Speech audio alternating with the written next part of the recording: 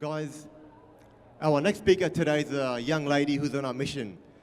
She's on a mission to change the way people look at not only their diet, their lifestyle, but also their choices that they make every single day in life. We have a lot of vegan people or vegetarians who are very focused on their diet. And sometimes they ignore fashion, where the clothes come from, what they're wearing, is there any harm done to where the clothes came from. Her name is Weatherlake. She's a very passionate young lady. She's been vegetarian all her life and she became vegan about 6 years ago. Her partner is the legendary Australian cricketer, Peter Siddle, the vegan venom. That's what they call him. And thanks to Anna's influence to Sid's and his influence, they are more professional sports people turning vegetarian and vegan. And they are on a mission to show that anything that elite athletes can normally do, it can be achieved on a vegan diet. Anna's initiative, Earth by Anna, basically has one mission, telling people to make a connection with choices that they make with animals, people's health, and the environment. Anna is a very passionate person when it comes to helping animals. We met through Edgar's mission about 5 years ago. And she and her fiancé, Peter Siddle, they donate a lot of money and their time to Edgar's mission. Has anyone here not heard of Edgar's mission without looking at my t-shirt? Right. So they do a lot of work, and Anna is on a mission to change people's perceptions on how their everyday choices can affect the animals, Mother Earth, and humans. So join me in giving a very warm welcome to a lady who's on a mission. Please put your hands together for Anna Weatherlake. Thank you so much for that, Ron. I don't think I'm worthy of that introduction, but as Ron said, my name is Anna Weatherlake. I am the founder of Earth by Anna, which is an online, eco-friendly, cruelty-free, sustainable blog. I'm also the better half of Aussie fast bowler Peter Siddle. I think I'm the real athlete in the relationship. But I've been asked to come here and speak today about something that I think is quite often overlooked in terms of a vegan lifestyle, and most people associate veganism, which no doubt it plays a huge part, is with what we eat and what we drink, and so many other things often overlooked, such fashion and what we wear and what cleaning products we use and what skincare products we use. So I'm here to chat a bit about today how we can look to improve and make the connection with what we're using at home and what we're using on our body and what we're using on our face and how we can look to improve that. So I started Earth by Anna a few years ago when I found myself sacrificing my career for Peter and living on the other side of the world. I thought I'd done all this work. I used to be a journalist and I had a lot of spare time on my hands. So I'm like, what can I do that will enable my brain to keep ticking over and give me something to do that I'm really passionate about. So I started Earth by Anna as an outlet for me to write about what I'm passionate about, and in the hope to inspire others to maybe think twice about the choices they're making in their life and inspire them to do better in the world. I think it's a good way to change it. So annually now, Earth by Anna has over 100,000 readers. And it's been a really interesting journey. I had a young lady come up to me today and was like, I followed your blog from the start and it inspired me to make so many changes in my life, and that to me is the ultimate reward, and that's all Earth by Anna aimed to do. It was never a source of income for me. It was just a passion and an outlet for me to write what I was all about. So a bit about me. I'll call myself, shouldn't call myself this, purebred. So I was fortunate enough to be raised as a vegetarian. I've never eaten meat. My dad's a doctor, mum's a nurse, and when I was growing up, I never had meat, and my parents always taught me that, a cow is beef. That is what you're eating, and I was taught to make the connection from a very young age. And I hear so many people with young children these days, young vegan children, that people criticise them for brainwashing them, and that really upsets me because theoretically the people that have these amazing little vegan children are being honest with them and they're being truthful, and I often find it's the role reversal, that the parents are feeding their kids meat, and obviously it's an education thing as well, but they're brainwashing them because, they're not, beef is a cow, and they're not connecting these kind of dots. So yeah, I've been very lucky to be raised as a vegetarian, and my journey to veganism started about 6 years ago when I was always one of those people, oh my God, Coon tasty cheese, so delicious. I could never go vegan. Luxury shoes made of leather, oh, no way could I ever give that up. And all these things that I perceived as, normal. I wasn't connecting the dots, and it wasn't till I watched a video on Facebook, as we all do, and it was about dairy farming, and I was like, oh, no crap.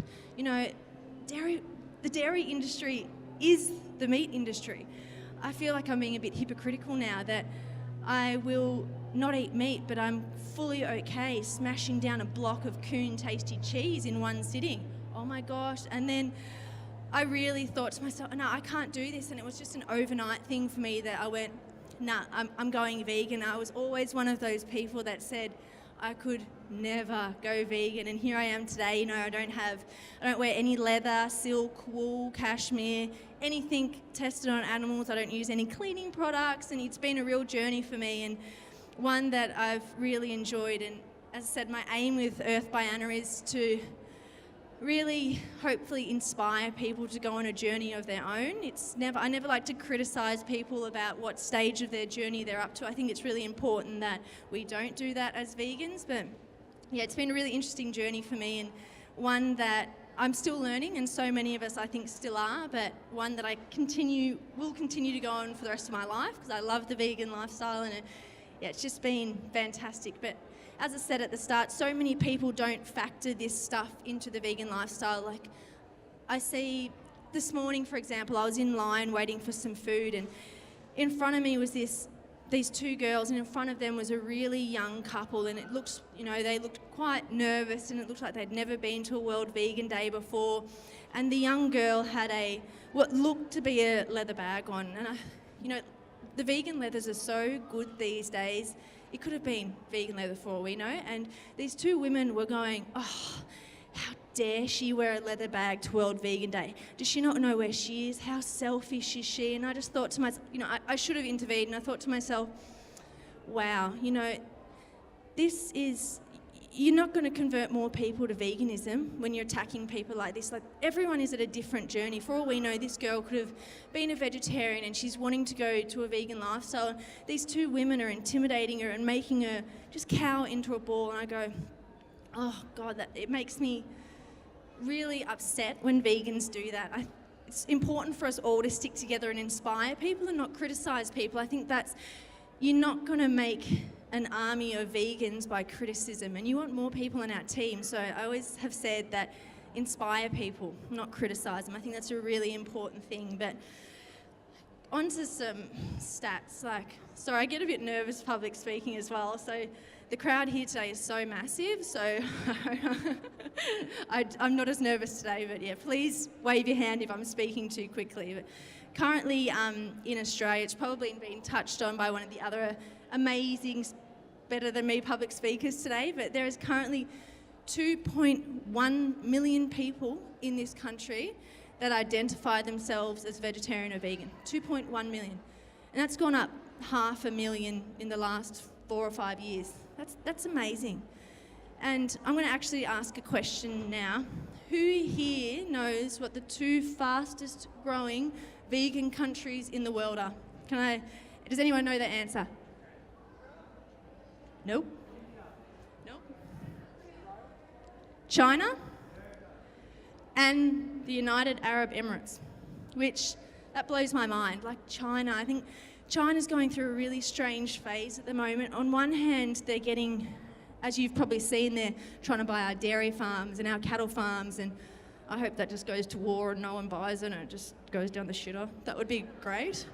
But China, I feel they're going through, they've got so much vegan, vegetarian growth, but at the same time, their thirst for meat products is going through the roof. So that's an interesting one. If we can get a hold as vegetarians and vegans, or even a small minority hold on the Chinese market, then we're laughing. We onwards and upwards. But Even across the pond in New Zealand, veganism and vegetarianism have gone up 30% in the last 5 years. 30%, that's massive. The vegan labelling market in America is worth $1.4 billion. That's followed closely by Germany and Britain. We are a movement that continues to grow, and I'm sure most of you are so proud to be a part of that movement, and we need to work together and collectively to inspire others to come on board, because we're not going to do it with criticism and hate. And I used to be one of those really angry vegans. Like, I was one of them. Like, I'd be like, oh, you eating beef, you heartless piece of shit. Like, how dare you eat beef? And you know what? That gets you nowhere. Like, I've learnt the hard way. That gets you nowhere. All it does is fester anger inside of you. Like, I was crazy. I still go a bit crazy sometimes in my private hours when I see people wearing fur. That sounds to me a bit crazy, but it gets you nowhere. And I take my anger out elsewhere on chairs, trees, SIDS. Greyhound trainers, anyone that's in my realm, but yeah, it gets you nowhere. So again, back to what I've said about 7 times now, because I'm nervous. Being an angry vegan gets you nowhere. It's about leading by example and encouraging others and inspiring others to make a change. And there's so many stereotypes that come with veganism. And this is what, on my personal journey, has really made me upset and angry, because veganism, like, I hear it all the time. Oh, but you don't have purple hair, and you look like you shave under your arms and stuff. And I was like, you wanker. Like, we're not all like that. And now we're seeing this, particularly my generation, that all these people, that veganism is becoming cool. It's becoming really cool. And nowadays, there's so many people with dietary requirements as well, that, gluten-free, lactose intolerant, that the vegan market is, especially in terms of food, it's almost growing by default. Like, you go onto food, you go into some of the best restaurants in Melbourne now. Let's talk Nobu, Maha, Ezard, Silks, all the top fine, Viewdemont, they all have a vegan menu. And people have often assumed that we are so restricted as vegans, so restricted. It's not the case at all. Like, I know I'm preaching to the choir here, but there probably is. Actually, let's have a show of hands. Who here is vegan? And there's no judgment. Who's here is a vegetarian, transitioning to vegan? Great. Who's a pescatarian? There's probably a few here that's just a bit too shy to put, that's okay. Who here is an omnivore? There's probably a few of you as well, but if you are, congratulations on being here, because you've obviously got a really open mind, and I applaud people that have an open mind. And it's probably not an easy thing coming to a vegan event for the first time, like that young girl I spoke of before, but fantastic effort. Everyone, as I said, is on their own different journey, and everyone started somewhere. Not all of us are purebreds, but we all started somewhere. So if you are an omnivore, well done for being here today. I'm going to talk a bit about fashion now. So as I said before about the stereotypes that so often come with veganism is that, but what do you wear? Like, clothes, So weird that I can wear clothes as well as a vegan. And so many huge brands now, like, I'm talking designer brands, like multi-billion-dollar brand. Givenchy, for example. I'm not sure if anyone here knows Givenchy. Raise your hand if you do. They released a vegan bag last year. A vegan bag. And I tried to get this bag. SIDS. It had sold out everywhere. Everywhere. Saint Laurent, this season, have released a vegan bag. And I emailed them. I go, why have you released a vegan bag? Just out of curiosity. Because the demand is there. That's what they wrote back to me. I was like, can you release a whole range so I have some to choose from? They haven't replied yet, but I'm waiting for it. But yeah, the demand for vegan fashion is now there as well. And obviously, huge brands like Stella McCartney.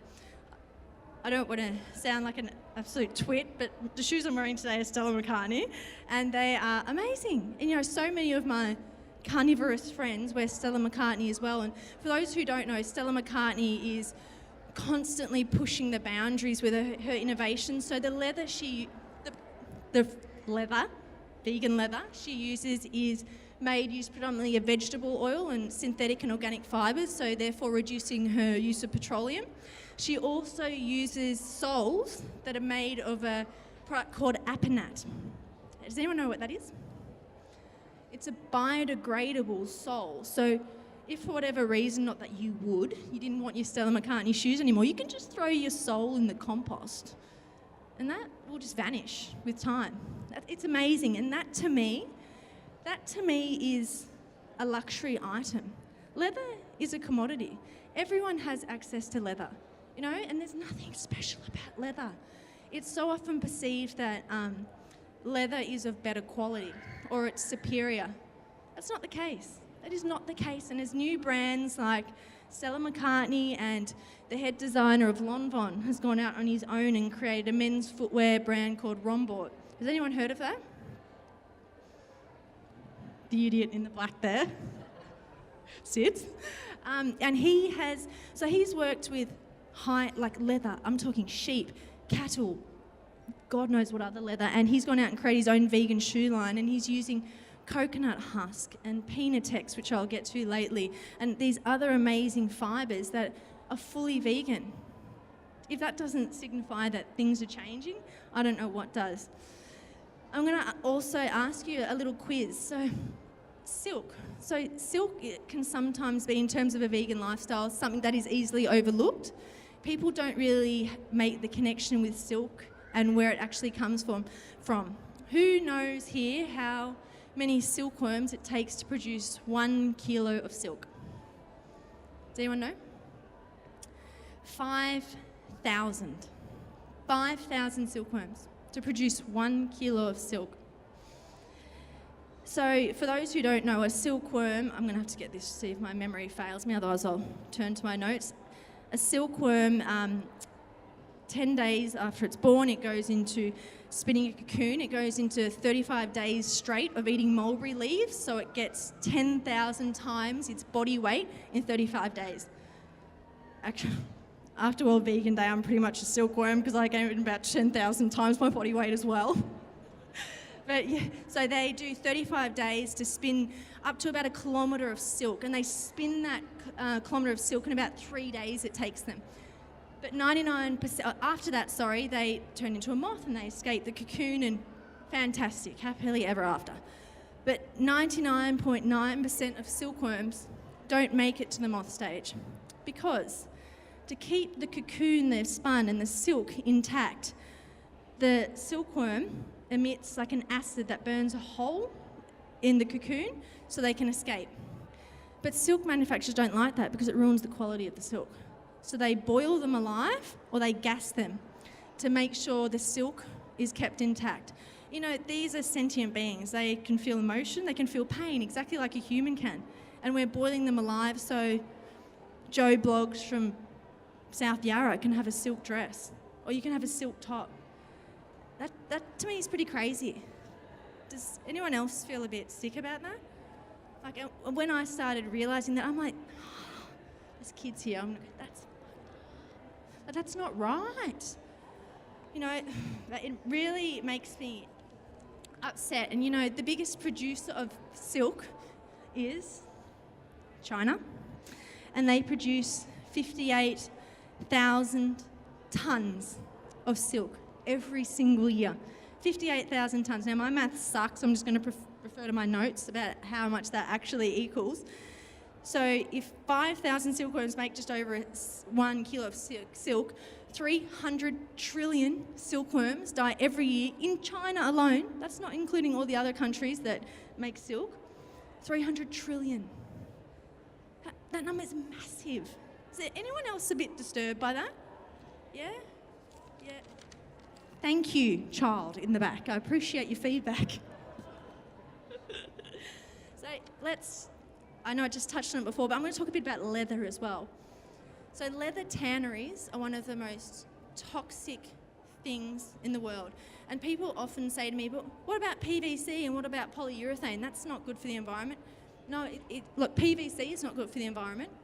But leather, leather. I'm going to read some facts to you here.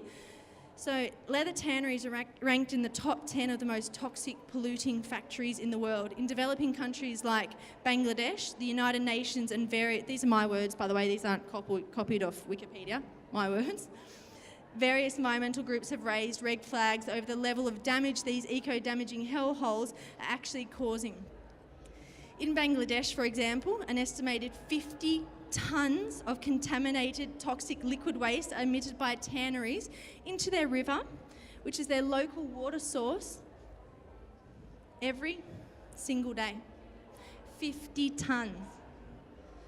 That makes me want to tear up and cry in my own time, but it really upsets me because, again, leather is something we don't need. We don't need it. Does everyone agree with that? It's not something we need. Thank you. Thank you over there. And yeah, the river in Bangladesh, the Buriganga River, is the main water source for that local village. And according to the World Health Organization, over 90% of people employed by these leather tanneries don't live past the age of 50. 90%. In Kentucky, in America, the rate of leukemia amongst leather tannery workers is 5 times the national average. 5 times. And at the same time, workers in Italy and Sweden have a rate of cancer between 20 to 50% greater than what the rest of the population is. And just think about that. If they're surrounded by these chemicals every single day at work, you're then wearing them. Think of leather is skin. I know I could be preaching to the choir here, but I know there's a few vegetarians, so I'm just going to say it anyway. Leather is skin. It is flesh. And you know what happens to skin if you don't chemically treat it? It rots. It decomposes on your feet. So I'm wearing leather shoes now, which I'm not, and these weren't chemically treated, they would be falling apart. They would stink. So you're then putting these, and some people wear bare feet in leather shoes. You're putting your foot amongst all these chemicals and your feet are absorbing them. That's pretty gross and not healthy. Does everyone agree with that? Yeah, it's food for thought. Another product I'm going to ask, has anyone heard of a product called Slink? No? So Slink, this is where, you know about those psychotic episodes I go on in my own time? This is where this really upsets me. Slink is where they kill a pregnant cow and they take the unborn fetus out of the cow and use the skin from that calf to produce luxury leather items. So gloves, that is an unborn baby. I know it's sad. It's really sad. Does it make you want to cry? It makes me want to cry. You look really upset. I get really upset. We can go and find some greyhound trainers later if you want. So Slink is, that kind of makes me go as well, who thinks of doing this? Who actually thinks that's a really good idea? I'm going to kill that pregnant cow. I'm going to get its calf and then I'm going to make some gloves out of it. Guys, that is such a good idea. That's a luxury item right there. Is that crazy? That's crazy. Yeah, it makes me just really upset. I'm going to talk about another fibre, and this is something that I've only learned of recently. Who here has heard of a material called crabion? I see you laughing, Greg. I know what you're going to think. So crabion, back to what I was saying about people being crazy. Crabion is a cellulose fibre mixed with something that has been taken from the shell of a crab. I'm not kidding you. It's now available in certain markets in the world, and you know what they're advertising it as? It's meant to be good for people with sensitive and delicate skin. It's also meant to be antibacterial. I don't know what's antibacterial about having crabs in your pants. There's nothing antibacterial about that. It's pretty gross. But this is the links they're going to. This is not innovation to me. This is society going backwards. Coming up with these fabrics, that's crazy. Is anyone grossed out by that, having crabs in your pants? Some of you have probably been there before, but I'm talking about the material. So on the flip side, let's go to a positive light now. There is amazing fabrics coming out, such as Penatex. I'm sure a few of you have heard of Penatex. So Penatex, for those who don't know, is they're making now a vegan leather. Actually, I saw vegan wares selling shoes made of Penatex. So they're getting the discarded pineapple leaves from pineapple farmers and spinning a yarn. So it's like a vegan leather. It feels like a leather, it's durable, it's environmentally friendly, and the waste that producing that leather produces goes back as a fertiliser, a fully organic fertiliser to the farmer. Amazing. There's also products called banana silk. So the centre of a banana tree is being used to produce this luxury silk item that mimics silk. It feels exactly like silk, and that to me is a luxury item, a sustainable, environmentally friendly, cruelty-free item. I want banana silk. Sids, I know you want banana silk. That's all you eat. Another one, moose skin. Who's heard of that? That's leather being made out of mushrooms. Mushroom leather. Amazing. Luxury. This is luxury. I'd pay top dollar for mushroom leather. Who doesn't want shoes you can eat? That's amazing. What else can I talk to you about? Agave silk. So that's being made from a family that's, a plant that's part of the agave family. Again, mimicking silk, sustainable, environmentally friendly fibre, and of course, cruelty-free. No silkworms are dying for this. Amazing. Despina, yes, I see you nodding. What else can we talk about? Paper bags. They're making, I have a bag that's made of like a coated paper that can hold 25 kilos in it. It's made of paper. How good's that for travelling? You've got no, don't even have to think about the weight of your bag. You just put all your shopping in it. It's light as anything. Amazing. What else can I talk? I've spoken about Penatex. As I said before, shoes being made of coconut husks, tree fibres, natural rubbers. Everyone is pushing the boundaries. And these are the brands that are using these fibres that we should look to be supporting. Increase the demand. But it all starts with education. So not many of you knew about these fibres today, so it's an education thing. And go out and support the companies that are using these fibres, increase the demand, and talk about it. You know, when people ask you questions about, if you're wearing vegan shoes, use that as a window to talk about, oh, hey, like, without sounding like a twit again, if anyone comments on my shoes, I go, oh, these are cruelty-free shoes. They're made using this process. And people are generally intrigued how they're made, and the quality and everything feels the same as a leather, but it's not leather. Use it as your window to educate, because it all starts with education for a lot of people. Agreed? Yeah, thank you. I'm also going to talk today about, I know I'm kind of jumping from thing to thing, but there's a lot to get through, skincare and makeup, cruelty-free vegan skincare and makeup. I don't really know any good websites that stock good cruelty-free and vegan makeup, but if you know of any, sing out. No, so Nina is my sister's online website, cruelty-free vegan. This isn't a plug, but I'm just going to use it as a plug while I'm standing here. I've got to wrap it up. Oh, jeez, so much to go. I'm just going to go over that. So we should all be used. I didn't realise I'd spoken that long. Better than I thought. So yeah, we should. Amazing. We don't need the big companies, L'Oreal, Revlon, MAC, Omo, Windex.